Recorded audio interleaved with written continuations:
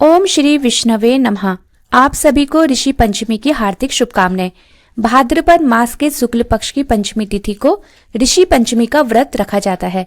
इस व्रत को वैसे तो सभी स्त्री और पुरुष रख सकते हैं, लेकिन खासकर सभी महिलाओं को और कन्याओं को यह व्रत जरूर रखना चाहिए, क्योंकि मासिक धर्म के समय लगने वाले दोष के निवारण के लिए इस व्रत को साल भर में एक बार जरूर रखना चाहिए, जिससे पूरे साल भर यदि आपने व्रत रखते समय किसी भी पूजन सामग्री को ऐसी स्थिति में छू लिया हो जब आपको मासिक धर्म हो रहा हो, या आपने अपने परिवार में किसी ऐसे सदस्य को स्पर्श कर लिया हो जिसने व्रत रखा हो, तो ऐसी स्थिति में लगने वाले दोष के निवारण के लिए ही हर साल ऋषि पंचमी का व्रत रखा जाता है। आज के दिन सप्त ऋषियों यानी कि ऋषि कश्यप, ऋषि अत्रि, ऋषि भरद्वाज, ऋषि विश्वामित्र, ऋषि गौतम, ऋषि जमदग्नि और ऋषि वशिष्ठ जी का पूजन किया जाता है। साथ ही इस दिन अरुंधति माता का पूजन भी किया जाता है। पौराणिक मान्यताओं के अनुसार ऋषि पंचमी के व्रत में हल से जुता हुआ कुछ भी अनाज नहीं खाते हैं। इस बात को ध्यान में रखकर ही इस व्रत को रखा जाता है। आज के दिन व्रत रखने वाले भक्तों को केवल फल, मेवा, समा की खीर या मोदन से बने हुए व्यंजनों को खाकर ही व्रत रखना चाहिए। मान्यता है कि आज के दिन जो भी व्यक्ति सप्त ऋषियों का स्मरण कर उनका पूजन करता है, वह सभी पापों से मुक्त हो जाता है।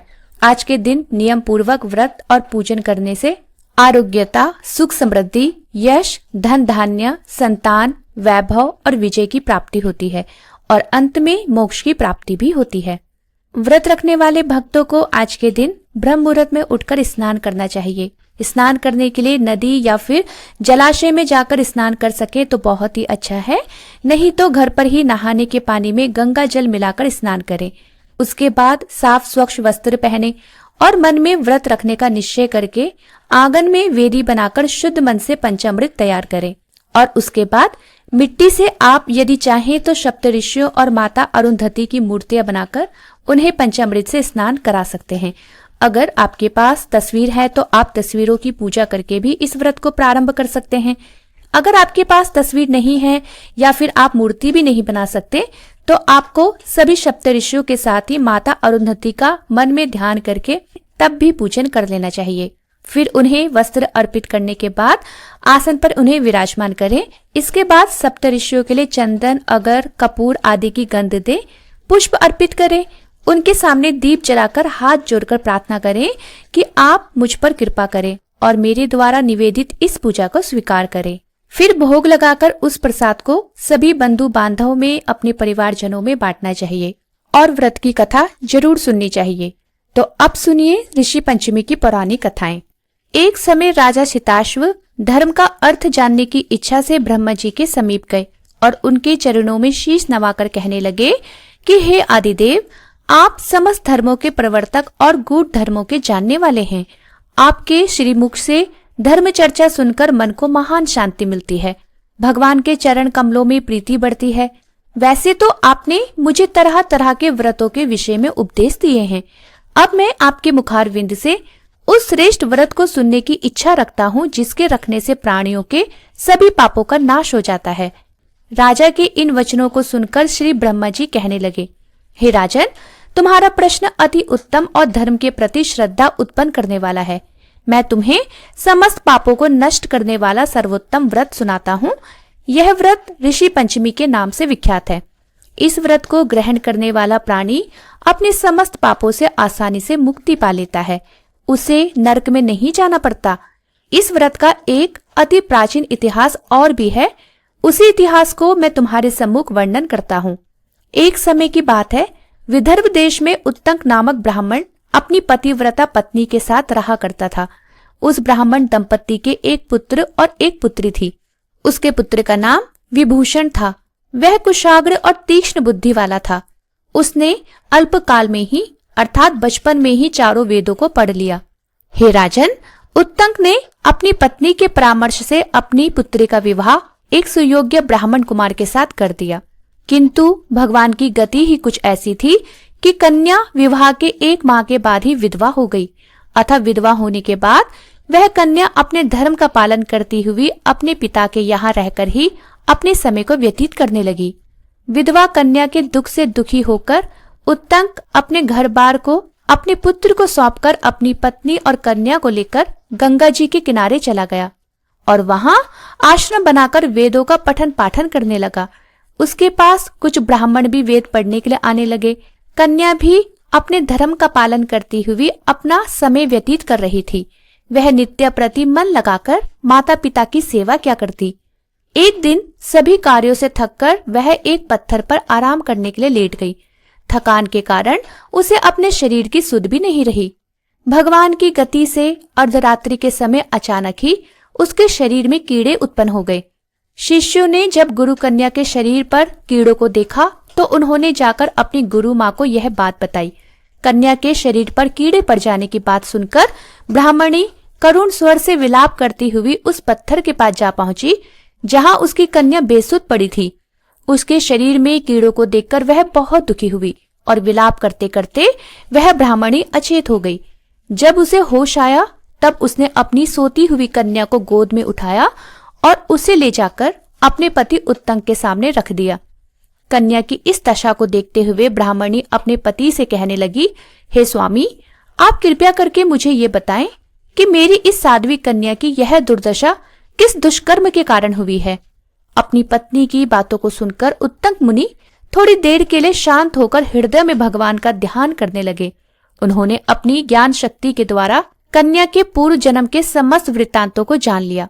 तब वे अपने नेत्रों को खोलकर कहने लगे, हे प्रिय, यह कन्या अपने पहले जन्म में एक ब्राह्मणी थी। उस समय इसने रजस्वला होते हुए भी एक समय घर के घड़े आदि बर्तनों को छू लिया था। उसी पाप के कारण इसके शरीर में आज कीड़े पड़ गए हैं। इसने शुद्ध होने के बाद अपनी सखियों के साथ ऋषि पंचमी का व्रत को देखकर भी उसका आदर नहीं किया था। व्रत के दर्शन प्रभाव से इसे इस जन्म में उत्तम ब्राह्मण कुल तो प्राप्त हुआ, परंतु व्रत का तिरस्कार करने के कारण इसके शरीर में आज कीड़े पड़ गए हैं। मुनि के वचनों को सुनकर ब्राह्मणी बोली, हे स्वामी, जिस व्रत के दर्शन मात्र से आपके समान ब्रह्म तेजोमय उत्तम कुल में इसको जन्म प्राप्त हुआ और जिसका तिरस्कार करने से इसके शरीर कीड़ों से भर गया, उस महान आश्चर्यजनक व्रत को आप कृपया करके मुझे बताइए। तब उत्तंग मुनि प्रसन्न होकर कहने लगे, हे प्रिय, यह व्रत समस्त व्रतों में उत्तम है। इसके प्रभाव से समस्त पाप नष्ट हो जाते हैं। इस व्रत को धारण करने वाला निश्चय ही दैहिक, भौतिक और दैविक तीनों प्रकार के कष्टों से छूट जाता है। इस व्रत को धारण करके स्त्रियां सौभाग्य को प्राप्त होती है। ये महान व्रत भादो मास के शुक्ल पक्ष में पंचमी तिथि को होता है। इस व्रत के प्रभाव से साधक को अपने पूर्व जन्म का स्मरण रहता है। तब ब्राह्मण की पत्नी ने अपनी कन्या के निमित्त ऋषि पंचमी का व्रत रखा, जिसके पुण्य प्रभाव से उसके शरीर के कीड़े और उसका रोग दूर हो गया। तब से ब्राह्मण की कन्या भी हर वर्ष ऋषि पंचमी का व्रत रखने लगी और उसके अनजाने में और जाने में किए गए सभी पापों का नाश हो गया। अब सुनिए ऋषि पंचमी की दूसरी पौराणिक कथा।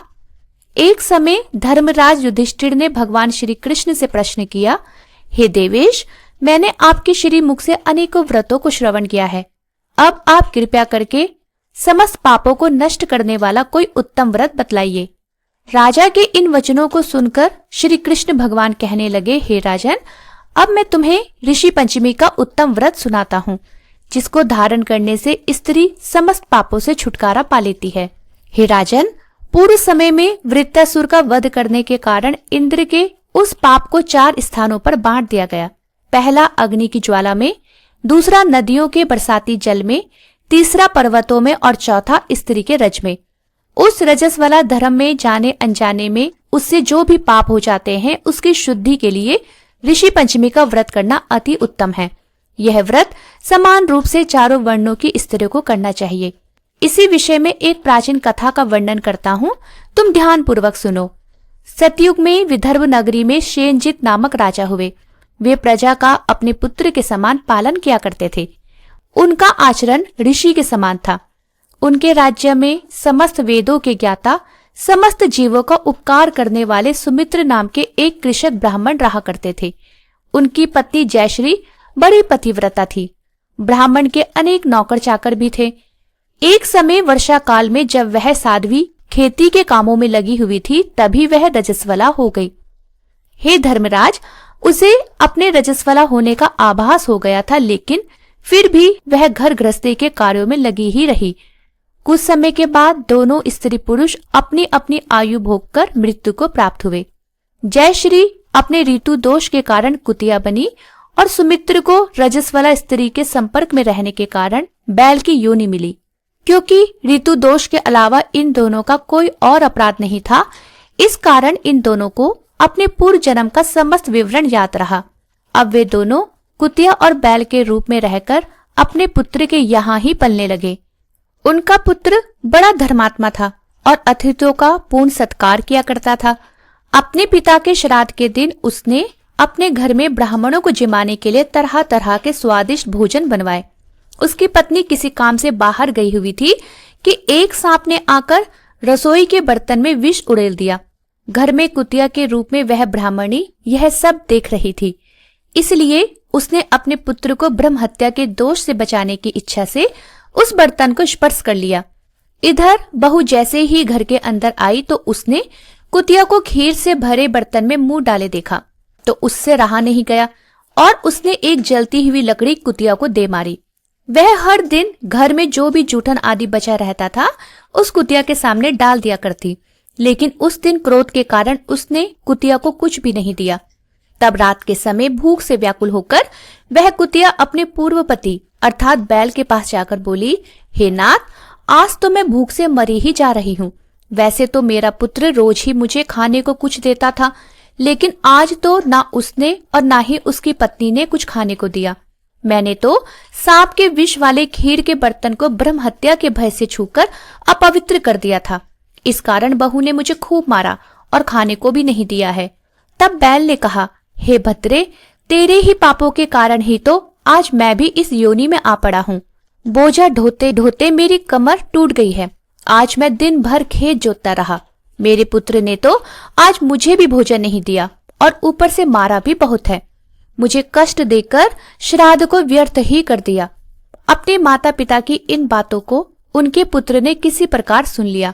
उसने उसी समय जाकर उन्हें भर पेट भोजन कराया और उनके दुख से दुखी होकर वन में जाकर ऋषियों से पूछा कि हे ऋषिवर, मेरे माता पिता किन कर्मों के कारण आज इस योनि को प्राप्त हुए हैं और किस प्रकार उससे मुक्ति पा सकते हैं। ब्राह्मण पुत्र के इन वचनों को सुनकर सर्वतपा नामक महर्षि दया करके उससे बोले, पूर्व जन्म में तुम्हारी माता ने अपने उच्छृंखल स्वभाव के कारण रजस्वला होते हुए भी घर गृहस्थी की समस्त वस्तुओं को स्पर्श कर दिया था और तुम्हारे पिता ने उसको स्पर्श किया। इसी कारण वह इस जन्म में कुतिया और बैल की योनि को प्राप्त हुए हैं। तुम उनकी मुक्ति के लिए ऋषि पंचमी का व्रत धारण करो, तभी उन्हें इस योनि से मुक्ति मिल सकती है। श्री कृष्ण भगवान कहने लगे, हे धर्मराज, महर्षि सर्वतपा के इन वचनों को सुनकर उनका पुत्र अपने घर लौट आया और ऋषि पंचमी का दिन आने पर पत्नी सहित उसने उस व्रत को धारण किया और उसका पुण्य अपने माता पिता को दे दिया। इस व्रत के पुण्य प्रभाव से उसके माता पिता दोनों ही पशु योनियों से मुक्त होकर स्वर्ग को चले गए। जो भी स्त्री इस व्रत को धारण करती है और आज के दिन इस कथा को सुनती है, वह समस्त सुखों को पाती है और उसके सभी पापों का नाश भी हो जाता है।